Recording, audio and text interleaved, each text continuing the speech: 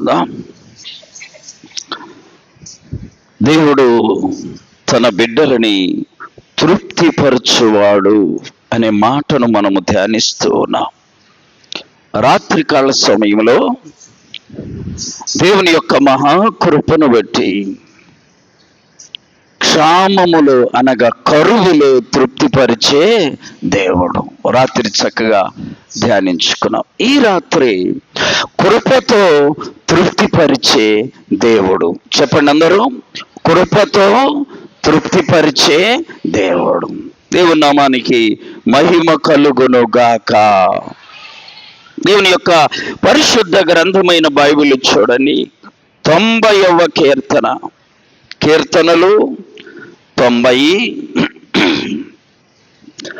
14వ చరణం నేను చదువుతాను. నాతో కలిసి అందరూ చక్కగా బిగ్గరగా చెప్పండి.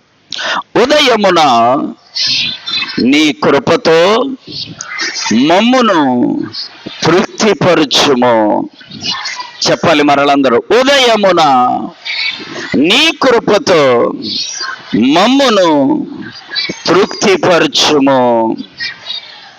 అప్పుడు మేము మా దినములన్నీ ఉత్సహించి సంతోషించదము. చప్పట్లు కొట్టి ప్రభును మహింపరచాలి.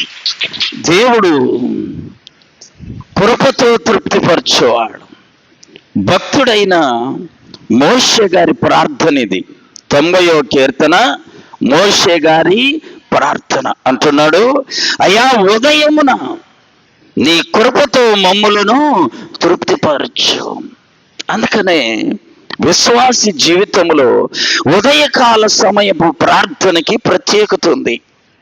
ఎందుకంటే ఉదయమునని ప్రభుతో నీవు మాట్లాడి ప్రభు వాక్యాన్ని ధ్యానం చేసుకొని ప్రభు సన్నిధిని అనుభవించి బయటికి వస్తే ఆ రోజంతా, ఆ దినమంతా దేవుని కాపుదల నీకుంటుంది. ఆమేన్.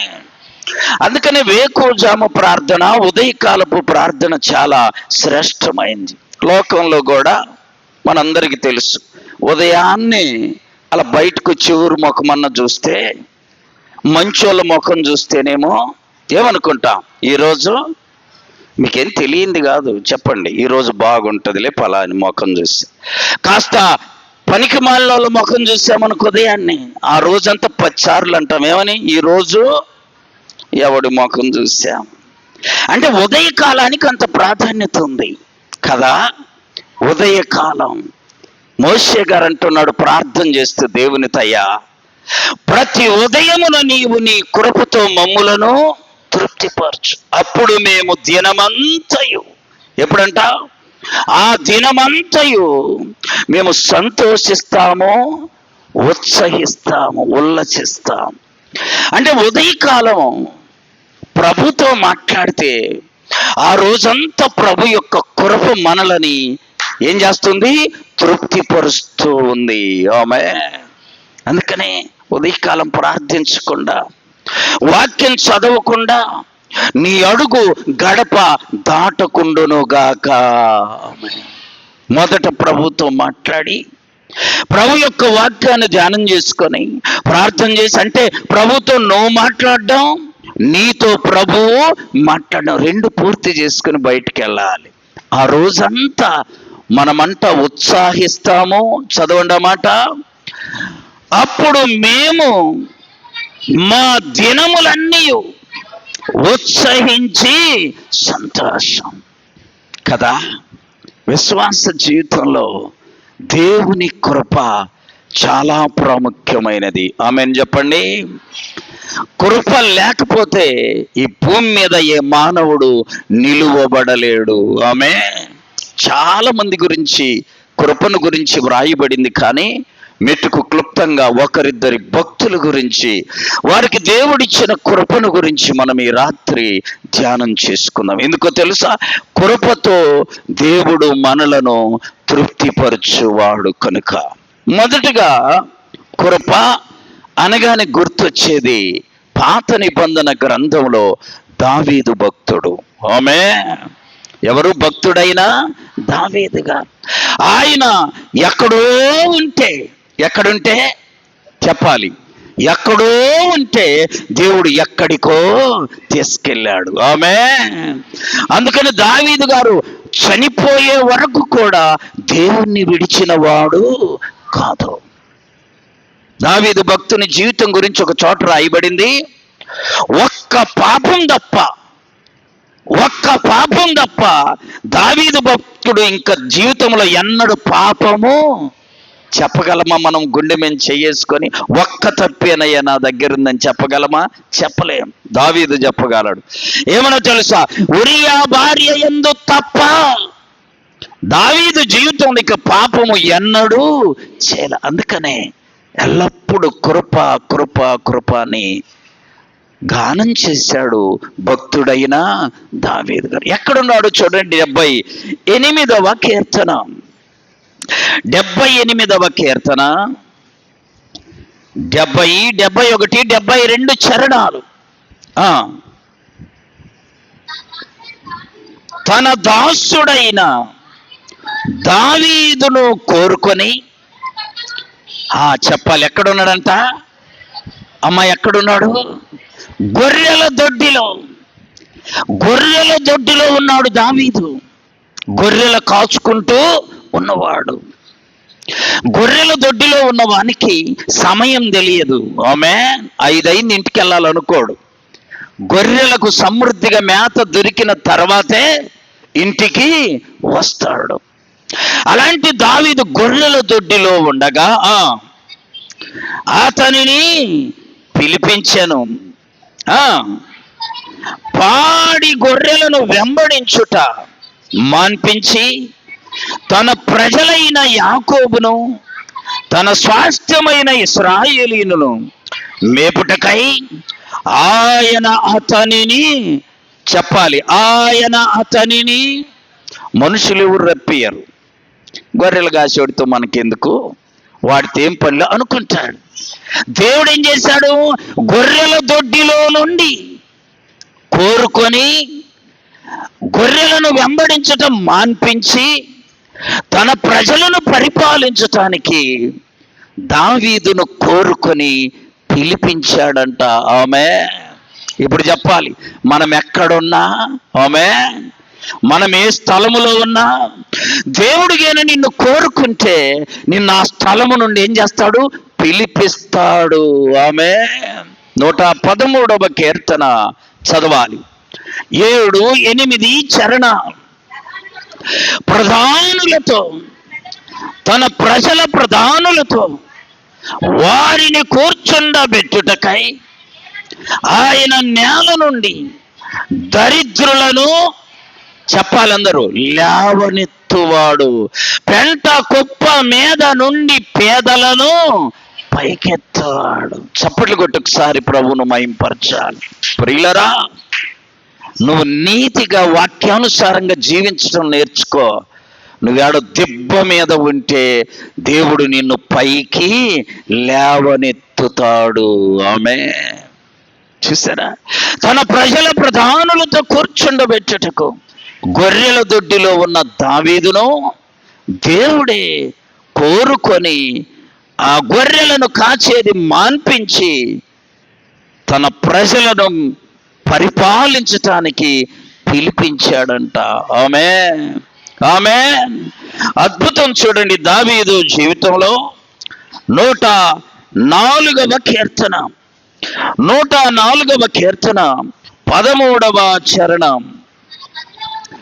తన గదులలో నుండి ఆయన కొండలకి జలధారలనిచ్చును. తన క్రియల ఫలము చేత ఆ భూమి మీద నువ్వు ఉన్నావు కదా, నువ్వెక్కడున్నా సరే తన కృపను నీకిచ్చి ఆ కృప ద్వారా తృప్తి పొందేలా దేవుడు నిన్ను బలపరుచునుగాక. ఈ రాత్రి గుర్తుపెట్టుకో, నిన్ను మనుష్యులెవరు గుర్తించకపోవచ్చు, నీ ఇంటిలో ఉన్న వారెవరు నిన్ను గుర్తించకపోవచ్చు, నీ స్నేహితులు ఎవరు నిన్ను గుర్తించకపోవచ్చు.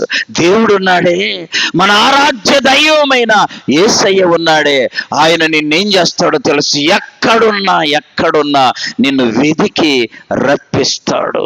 ఆమేన్.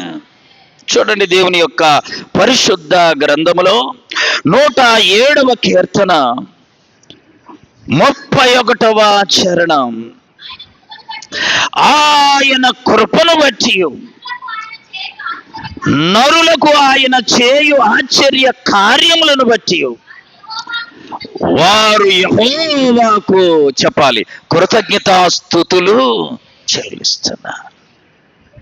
ఒక రాజు పరిపాలన చేస్తూ వారములో ఒక రోజట తను ప్రారంభములో ఉన్నాడే ఒక చిన్న పూరిల్లు, ఆ ఇంటికి వెళ్ళి తలుపు తీసి లోపలికి వెళ్ళి ఒక గంట సేపు ఉండి మరలా వచ్చి తలుపు వేసుకొని రాజభవనానికి పోయేవాడంట. ఉండేదేమో రాజభవనం. వారములో ఒకరోజు తను ప్రారంభములో ఉన్న పూరింటికి వెళ్ళి ఒక గంట అందులో గడిపి వచ్చేవాడంట. ప్రజలు ఏమనుకున్నారో తెలుసా? ఈయన ఇక్కడ సంపాదించిందంతా తీసుకెళ్ళి మనకొచ్చే ఆలోచనలు నీయే కదా, ఏం సంపాదించిందంతా తీసుకెళ్ళి దాంట్లో పెట్టుకొని సర్దుకొని వస్తున్నాడని అందరూ పుకారుగా అనుకుంటూ ఉన్నారట. అనుకున్న వాళ్ళు ఊరుకున్నారా? ఊరుకోలా. ఒకరోజు ఈయన ఎలాగైనా పట్టుకోవాలి అనుకున్నారు. ఈయన ఆ పూరింటిలోకి వెళ్ళి తలుపేసుకొని తన పాత ఇంటిలో, ప్రారంభ ఇంటిలో ఒక ఇనుప పెట్టె ఉంటే ఆ పెట్టెలో ఓపెన్ చేసి అందులో ఒక బైబిల్ ఉంటే చదువుకొని, ఏం చేసేవాడు? బైబిలు చదువుకొని మరలా అక్కడ ప్రార్థన చేసుకుని ఆ బైబిల్ ఆ పెట్టెలు పెట్టి తాళం వేసుకొని బయటకు వచ్చి రాజభవనానికి వెళ్ళిపోయేవాడు. వీళ్ళందరూ పట్టుకుందాం అనుకున్నారు కదా. ఒకరోజు ఆయన ఉండే పూరింటికి కంతేశారు, కన్నము వేసి అక్కడుండి చూస్తూ ఉన్నారు. ఏమేమో బంగారం తెస్తున్నాడు, ధనం తెస్తున్నాడు, అదంతా అక్కడ దాచిపెట్టుకొని వెళ్తున్నాడు అనుకున్నారు.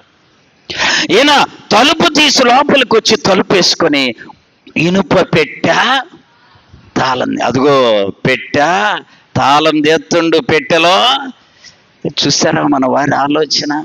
పెట్టె నిండి ఏదో ఉంది, పెట్టెలో పెట్టబోతాడు. పెట్టె తీసి బైబిల్ తీశాడు. చప్పట్లు కొట్టి ప్రభువును మహింపరచాడు. ఆ బైబిల్ తీసి బైబిల్ చదువుకొని మోకరిల్లి కంఠమిటి నీళ్లు పెట్టి ప్రార్థన చేశాడంట. ప్రియులరా, అయ్యా నేను ఈ స్థలములో ప్రార్థించా, ఈ స్థలములో జీవించా, ఈ స్థలములో బైబిలు చదువుకున్నా, ఈ బైబిల్ నన్ను రాజభవనములోకి తీసుకెళ్ళింది, కానీ ఈ బైబిల్ను నేను ఎన్నడూ మరువను. చప్పట్లు కొట్టి ప్రభువును మహింపరచండి. ఈ బైబిల్ను నేను ఎన్నడూ మరువనయ్యా. ఈ బైబిల్ నేను చదువుకోకపోతే వారములో ఒక రోజైనా నాకు నెమ్మది ఉండదు అని ఈ పూరింటి నుండి అక్కడికి తీసుకెళ్ళావు. నీ కృప ఎంతో గొప్పదయ్యా అని ఒక గంట సేపు ప్రార్థన చేసుకొని అప్పుడు బయటకు వచ్చి తాళం వేస్తుంటే కంతేసి చూస్తున్నారే, పూరింటికి కంతేసి చూస్తున్నారే. వాళ్ళరే, బంగారం అనుకున్నాం, బంగారం లేదు. వెండి అనుకున్నాం, వెండి లేదు. అరే బైబిల్ రా. రాజు అయ్యి కూడా ఏం చేస్తుండు? బైబిలు చదువుతుండు. దైవజనమ, మనము ఏ స్థాయిలోకి వెళ్ళినా, ఎక్కడికి, ఏ స్థాయిలోకి దేవుడు నిన్ను తీసుకెళ్ళినా నీ మొదటి స్థాయిని నువ్వు ఎన్నడూ మరువకూడదు, మర్చిపోకూడదు, గుర్తుపెట్టుకోవాలి. మనం ఎక్కడి నుండి వచ్చామో ఎల్లప్పుడూ మనము జ్ఞాపకము ఉంచుకోవాలి. అప్పుడు ఆ ఊరి ప్రజలందరూ సిగ్గు తెచ్చుకొని, రాజే బైబిల్ చదువుతున్నాడు, మనం ఎందుకు చదవకూడదు?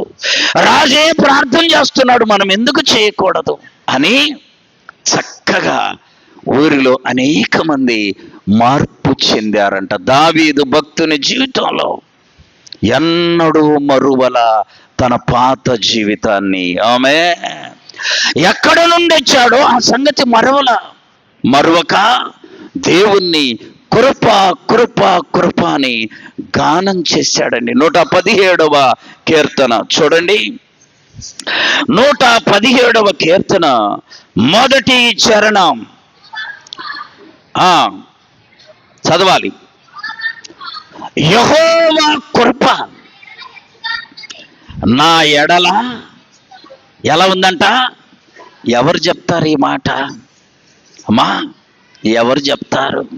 ఒకరోజు రైల్వే స్టేషన్లు ఇద్దరు కూర్చొని అనుకుంటున్నారు, అరే జగన్ గారు మనకి ఉద్యోగం ఇచ్చాడురా, వాడిని మర్చిపోకూడదు అన్నాడు ఒకడు. వేనండి, నేను అలా వాకింగ్కి వెళ్తూ ఆగా, ఇంకొకడు ఏమంటాడో విందామని. ఇంకొకడు అంటుండో, వాడిచ్చేది అని దేవుడైనా ఏం చేశాడంట? చాలా మంది చదివారు, ఆ సంగతి మర్చిపోతుండు. చాలా మంది చదివి తిరుగుతున్నారు, కృతజ్ఞత లేని మాట వస్తుంది వాడి నోట. వాడిచ్చేది ఏందా? నేను చదువుకుంటే ఎవడైనా ఇస్తాడులే అనేసాడు. మొదటోడు అంటున్నాడు, అరే అలా అనకూడదురా, నీకు డిగ్రీ అయిపోయి ఎన్నేళ్ళు? 10 ఏళ్ళు అయింది, మరి 10 ఏళ్ళ నుంచి రాలేదే, ఇప్పుడు వచ్చిందే. ఎన్నడూ నీవు కృతజ్ఞత లేని మాట మాట్లాడకూడదు. దావీదు భక్తుడు అంటున్నాడు చూడండి, ఆయన కృప మన ఎడల చెప్పండి ఎట్లా ఉంది? హెచ్చుగా ఉంది. ఎలా ఉందంట? హెచ్చుగా. చదువుమ్మా. ఆయన విశ్వాస్యత నిరంతరము నిలుస్తుంది. ప్రియులారా, మనుషులు ఎవరైనా నిన్ను బాగు చేస్తే, మనుషులు ఎవరైనా నిన్ను అభివృద్ధి చేస్తే, ఆ మనుషులు నిన్ను ఎల్లప్పుడూ కాపాడలేరు. కొద్ది కాలానికి వాళ్ళు నిన్ను విడిచిపెడతారు. దేవుడు నిన్ను ఆయన కృపతో తృప్తిపరిస్తే జీవితకాలమంతా ఆయన నీకు ఆదరణ ఇస్తూనే ఉంటాడు. ఆమేన్, ఆమేన్. దావీదు భక్తుని జీవితంలో కృపను గురించి ఎన్నో పాటలు వ్రాశాడు, ఎన్నో మార్లు గానం చేశాడు. చూడండి, కీర్తనల్లోనే 118వ కీర్తన 1, 2, 3 చరణాలు. యెహోవా దయాళుడు, ఆయన కృప నిరంతరము నిలుచును. దావీదు భక్తుని జీవితంలో కృప కృప కృప అద్భుతంగా గానం చేశాడు. ప్రియులారా, గుంటూరులో ఒక దైవజనుడు, ఇప్పుడు గొప్ప దైవజనుడు, చాలా గొప్ప దైవజనుడు, ప్రారంభంలో ఏం చేసేవాడు తెలుసా? తెలిస్తే బహు ఆశ్చర్యమేస్తుంది. రిక్షా దొక్కుతా ఉన్నాడు. చెక్క బండి లాంటి రిక్షా ఉండే, అది తోలుకుంటూ ఉన్నాడట. అలాంటి ఆయన దేవుని కృపను బట్టి ఒక పెద్ద సంఘానికి ఇప్పుడు సేవకుడయ్యాడు. చప్పట్లు కొట్టి ప్రభును మహింపరచాలి. అందుకని ఆయన చర్చి పేరు ఏం పెట్టాడు తెలుసా? కృపా మినిస్ట్రీస్. ఆమేన్. కృపా పరిచర్యలు. అసలు పరిచర్యే కృప. చూసారా? కృప కృప కృప పరిచర్య పేరేది పెట్టాడు. ఒకరోజు సింగపూర్ వెళ్తున్నాడంట. ఎక్కడికి? యాడుంది అది? బాధాపురం పక్కన ఉందా? కాదండి, వేరే దేశం వెళ్తుంటే ఆ విమానము ఎక్కగానే ఒక్కసారి సుడులు తిరిగాయంట తన కళ్ళల్లో నీళ్లు. ప్రభువా, నేను రిక్షా ఎక్కా. ప్రారంభంలో ఏమెక్కాడు? రిక్షా ఎక్కా, ఇప్పుడు విమానం ఎక్కిచ్చావయ్యా అని ఈ విమానములో ఈ రీతిగా ఎక్కి, ఈ రీతిగా నేను ఏసీలో ప్రయాణం చేస్తున్నానంటే కేవలము నీ కృప. చప్పట్లు కొట్టి ప్రభును మహింపరచు. కేవలము నీ కృప.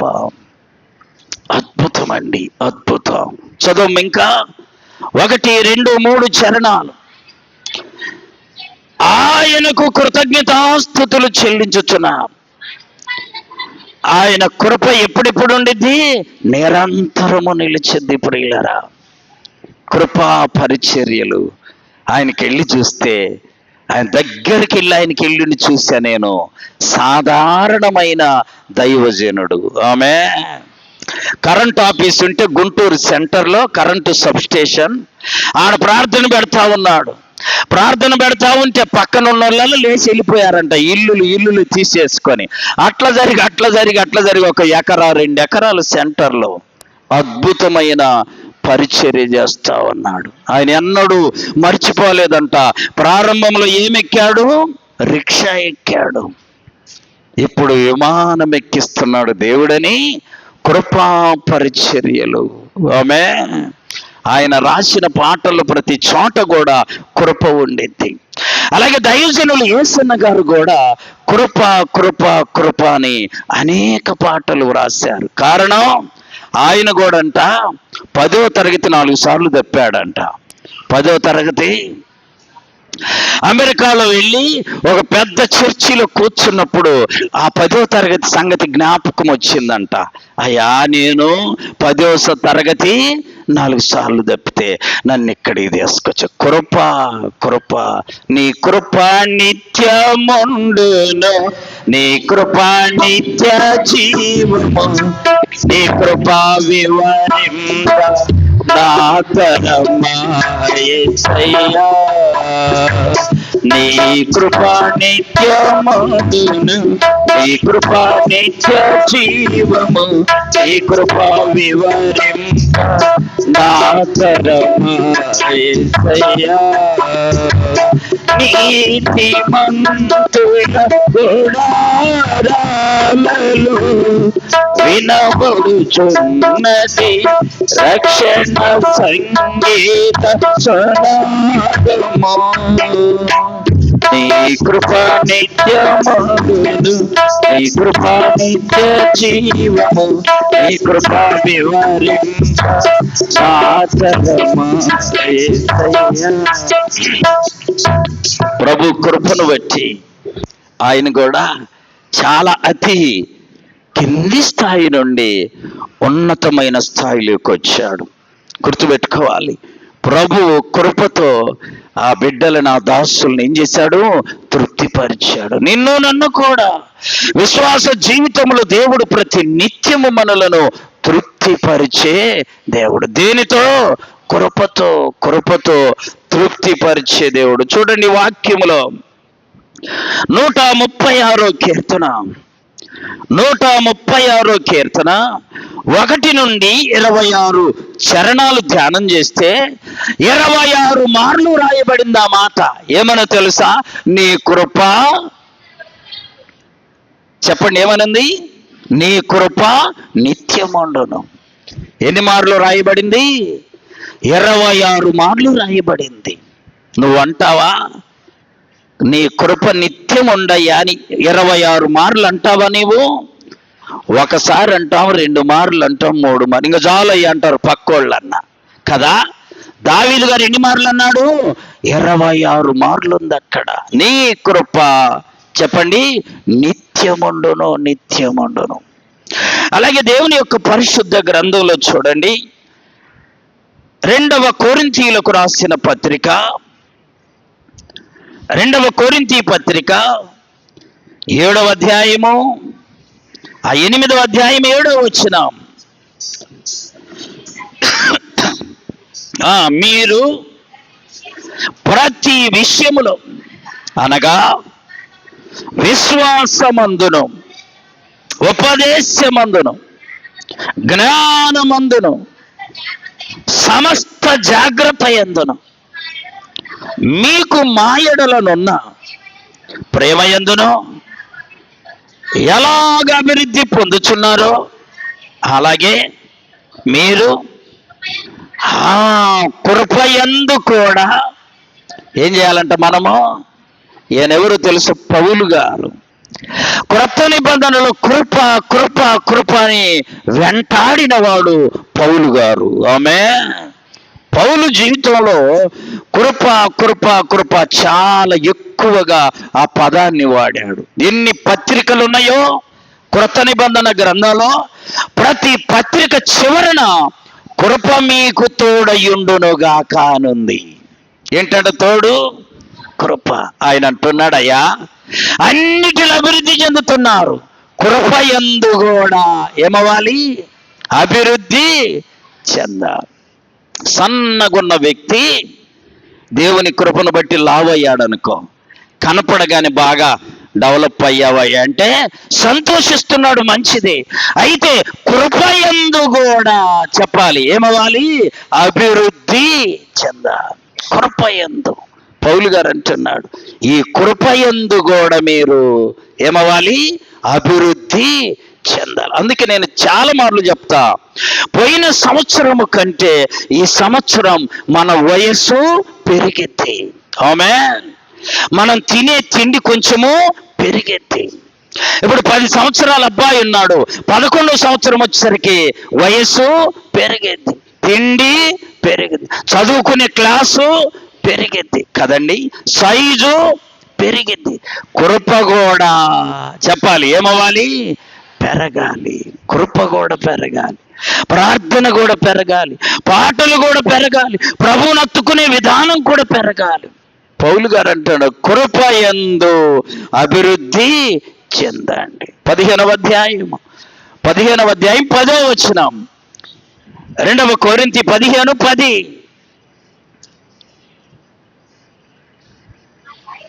అయినను నేను ఏమై ఉన్నానో అది దేవుని కృప వల్లే అయి ఉన్నా. నువ్వు ఎప్పుడైనా ఆలోచించావా? నేనేమై ఉన్నానో అది దేవుని కృప వలనయ్యా. మరియు నాకు అనుగ్రహింపబడిన ఆయన కృప నిష్ఫలము కానేరదు. కానీ వారందరికంటే నేను ఎక్కువగా ప్రయాసపడినది నేను కాదు, నాకు తోడయ్యున్న దేవుని కృప. అందుకని మన ప్రార్థనలో మనం అడగాలి, ప్రభువా ఎక్కువ ప్రార్థన చేయడానికి నీ కృపనియ్యయ్యా. ఆమేన్. ఎక్కువ బైబిల్ చదవడానికి నీ కృపనియ్యయ్యా. ఎక్కువ పాటలు పాడడానికి నీ కృపను ఇవ్వయ్యా. ప్రభువుని అడగాలి. పౌలు గారు అంటూ ఉన్నాడు. అంతేకాదు, పౌలు యొక్క శరీరంలోనంట ఏదో ఒక ముళ్ళుందంట. ముళ్ళుంటే ముమ్మారు ప్రార్థన చేశాడంట, ప్రభువా నా శరీరంలో ఉన్న ఈ ముళ్ళు తీసేయి అని. దేవుడు అన్నాడట, ముళ్ళు తీసేయను గాని ముళ్ళును జయించుటకు చాలినంత నా కృప నీకు ఇస్తా. కాబట్టి మనకొచ్చే ప్రతి శోధన జయించాలంటే ఏముండాలి? దేవుని కృప ఉండాలి. పౌలు గారికి చెప్తున్నాడంట, ప్రభువయ్యా నా కృప నీకు చాలు, ఆ కృపే ఈ ముళ్ళును జయించుటకు చాలినంత కృపనిస్తుంది. కాబట్టి ఈ లోకంలో మనకొచ్చే ప్రతి శోధన, మనకొచ్చే ప్రతి శ్రమ, మనకొచ్చే ప్రతి కష్టం జయించబడాలంటే ఏముండాలి? మనకు కృప. కృప కృప కృప మనకు తోడై ఉంటే అమ్మా నీ శరీరములో ఉన్న వ్యాధిని భరిస్తావు, నీ విశ్వాస జీవితంలో ఉన్న శోధన భరిస్తావు. పౌలు ద్వారా మనము నేర్చుకున్న సత్యం అది. చూడండి, ఇంకా కొరింథీయులకు రాసిన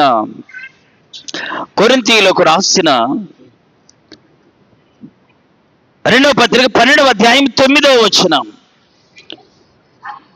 అందుకు నా కృప నీకు చాలును, బలహీనత యందు నా శక్తి నిన్నేం చేస్తుంది? పరిపూర్ణము చేస్తుంది. ప్రియులారా, ఏం కోరుకోవాలి? కృపను కోరుకోవాలి. నా కృప నీకు చాలయ్య అంటున్నాడు దేవుడు. ఆ కృప మనకేం చేస్తుంది తెలుసా? బలహీనత యందు బలపరుస్తుంది, అననుకూలత యందు అనుకూలపరుస్తుంది, ఆ వేదనల్లో నీకు తోడుగా ఉండి ఆదరిస్తుంది.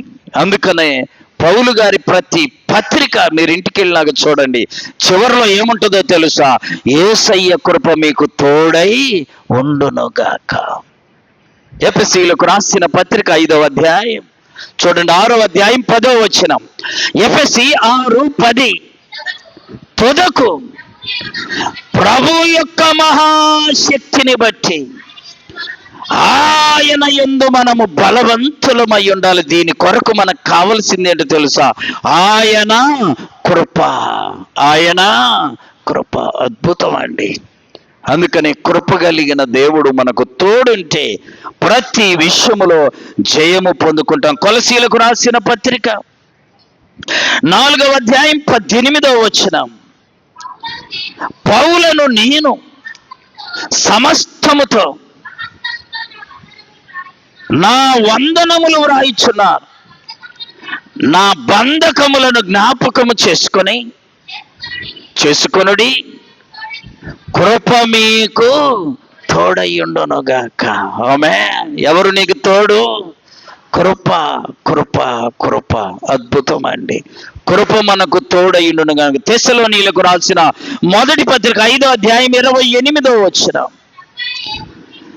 మన ప్రభువైన యేసు క్రీస్తు కృప మనకు తోడయ్యుండునుగాక. ఆమేన్, ఆమేన్. ప్రభువు కృప మనకు తోడండి. అలాగే కొలసీలకు రాసిన పత్రిక 3వ అధ్యాయం 16వ వచనం, సంగీతములతోను కీర్తనలతోను ఆత్మ సంబంధమైన పద్యములతోను ఒకనికి ఒకడు బోధించుచు బుద్ధి చెప్పుచు కృపా సహితముగా మీ హృదయములలో దేవుని గూర్చి గానం చేయాలి. గానం చేయాలి. విశ్వాస జీవితంలో దేవుని గురించి, ఆయన కృపను గురించి గానం చేస్తూ ఉండాలి. చాలా సంవత్సరాల క్రితం తాడేపల్లిలో ఒక ప్రార్థన కూడిక, నేను అలా కూర్చొని ఉన్నా. మైక్ ఉంది, ఒక ఆయనకి ఇస్తే ముసలాయనకి, ఆయనకు దాదాపుగా 90 ఏండ్ల పైన ఉంటుంది వయస్సు. ఎంత? 90 ఏండ్లంటే మనకు వణుకు, ఇంకా మాట్లాడలేము, గందరగోళ పరిస్థితి. కానీ ఆయన మైకు తీసుకొని యేసు నన్ను ప్రేమించావనే పాట, పాత పాట, అబ్బో 6:30 శృతులు పాడుతూ ఉన్నాడు. నేను ఆయనకి వెళ్ళి చూస్తా ఉన్నా. పాట అయిపోయిన తర్వాత మెల్లగా నేను ఆయన దగ్గరికి వెళ్ళి, అయ్యా ఈ వయస్సులో ఈ పాట ఎంత గట్టిగా పాడావు, ఎలా పాడావయ్య అంటే వెంటనే అంటున్నాడయ్యా, నేను పుట్టుకతో నత్తివాణ్ణి. ఎవరంట? అమ్మ వినపడట్లేదా? వినపడుతుందిగా చెప్పడానికే. పుట్టుకతో నత్తోన్నయ్యా నేను. ఎలాంటి వాడంట? నత్తోడికి సరిగా మాటలు, సరే మాట్లాడితే మనందరం నవ్వుతాం, అట్టుంటాయి కదా. నేను నత్తివాన్నయ్యా, మాటలు రావు, పాటలు అసలు రావు. సరిగ్గా 12 ఏండ్లకి ఒక సహోదరుడు పాట పాడుతుంటే ఆ ప్రార్థన మీటింగ్ లేచి కేకలేసా, ప్రభువా నేను పాట పాడాలి, ప్రభువా నేను పాట పాడాలని కేకలేసి ఏడుస్తూ ఉంటే నా నత్తిపోయింది. చప్పట్లు కొట్టి ప్రభువును మహింపరచాలి. నా నత్తిపోయిందయ్యా, అక్కడే పెద్దగా ఏడ్చానయ్యా. ఆ రోజు నుండి దేవుడు నన్ను ప్రేమించాడే, నత్తిని తీసివేశాడే. ఆ దేవుడు జ్ఞాపకం వస్తే నేను ఎంత శృతిలోనైనా పాట పాడతానయ్యా. చూసారా, యేసు నన్ను ప్రేమించినావు, పాపినైన నన్ను అనే పాట చాలా పురాతనమైన పాట. యేసు నన్ను ప్రేమించినావు, పాపినైన నన్ను ప్రేమించినావు.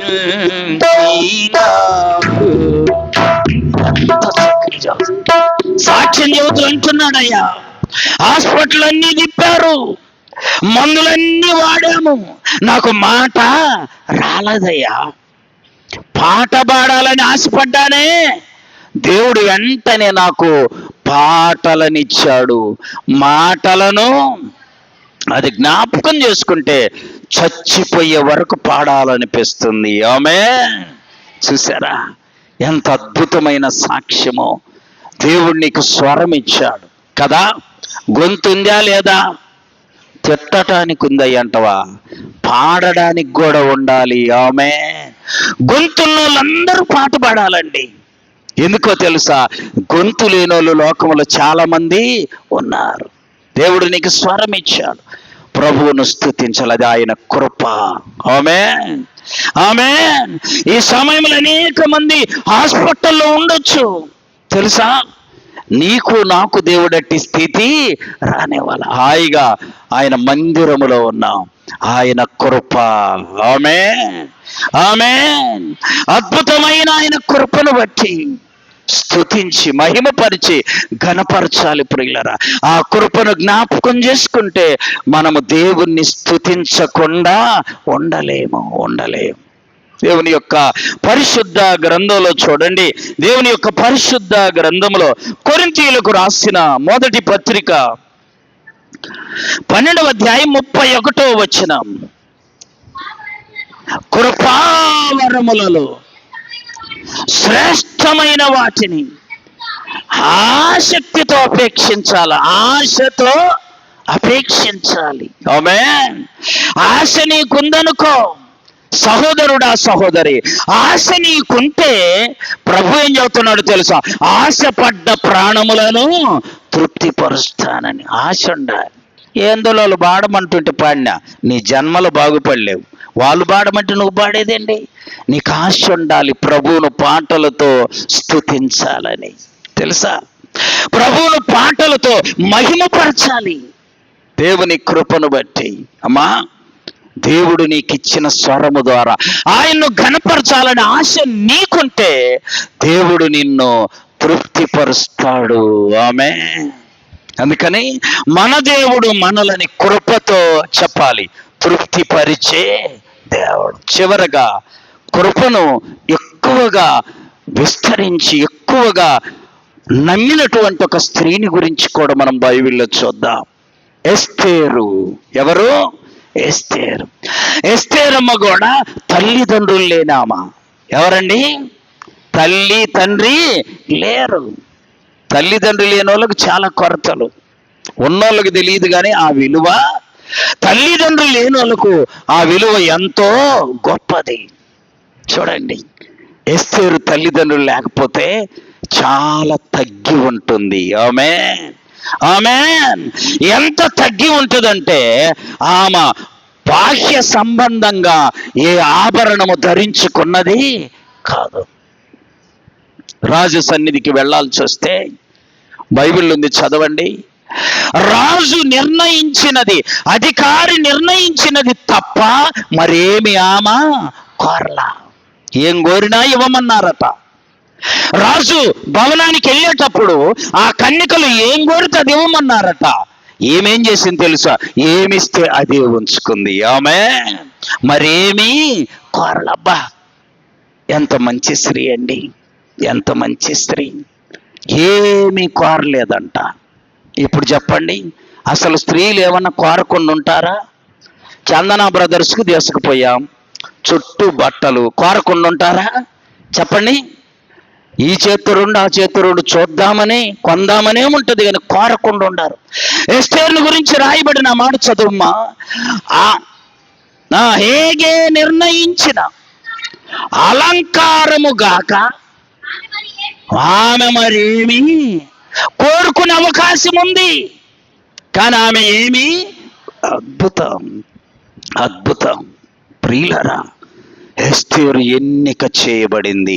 చప్పట్లు కొట్టి ప్రభువును మహిమపరచాలి. ఈ రాత్రి ఒక చిన్న మాట చెప్పనా? దేవుడు నీకేమిచ్చాడో, ఆమె దేవుడు మనకేమిచ్చాడో దానిని తప్ప మరేమి కోరకుందుముగాక. హక్కు కలిగి తెలియక నేను నిన్ను చేసుకున్నా కానీ అలా వాళ్ళని చేసుకోవటి వీళ్ళని చేసుకో అట్టుండు.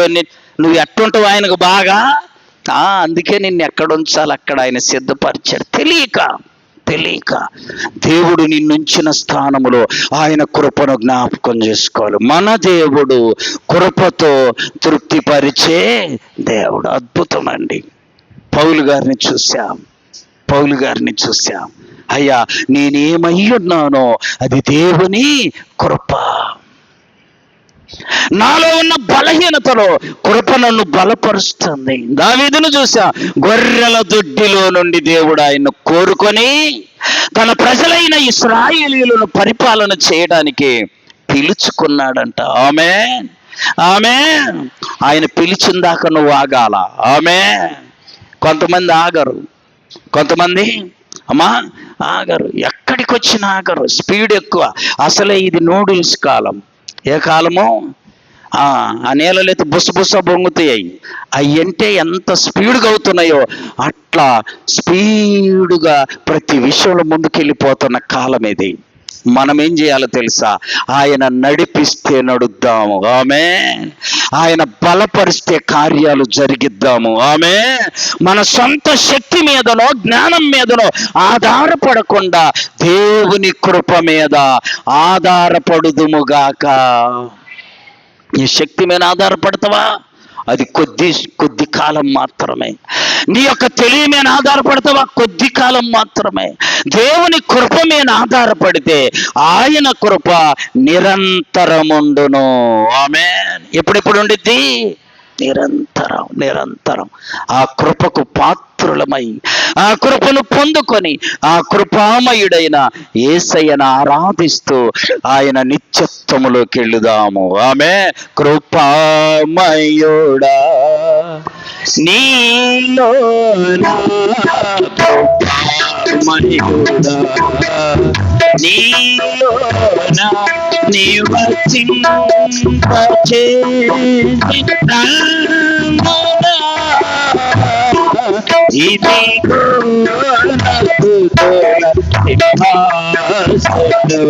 నీలో నివసింప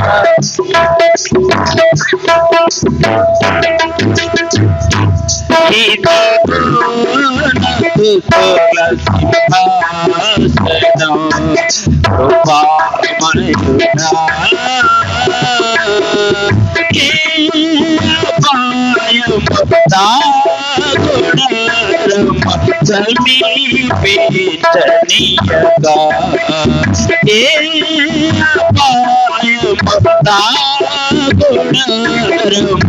సమీపించనీయగా నా మార్గములన్నిటిలో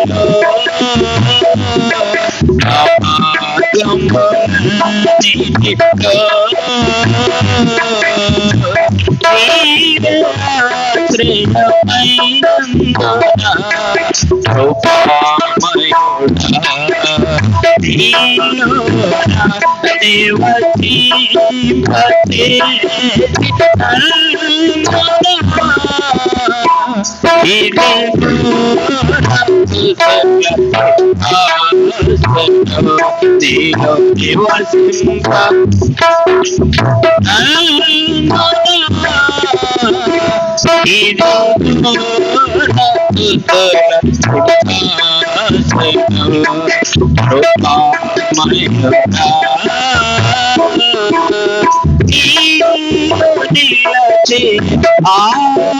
ఆత్మబలములు ఫలించుటకు నిలచి ఆత్మబలములు ఫలించుటకు నీ కృపను వేడక నీ కృపను వేడక శాశ్వత కృపగా మారెను నీలోన నివసింపజేసి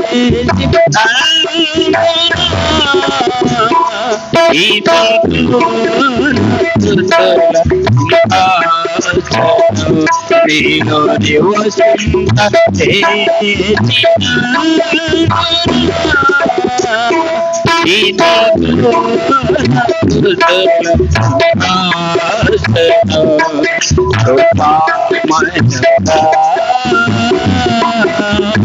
దేవునామానికి మహిమ కలుగును గాక. అందరూ మోకరించండి, ప్రార్థన చేసుకుందాం.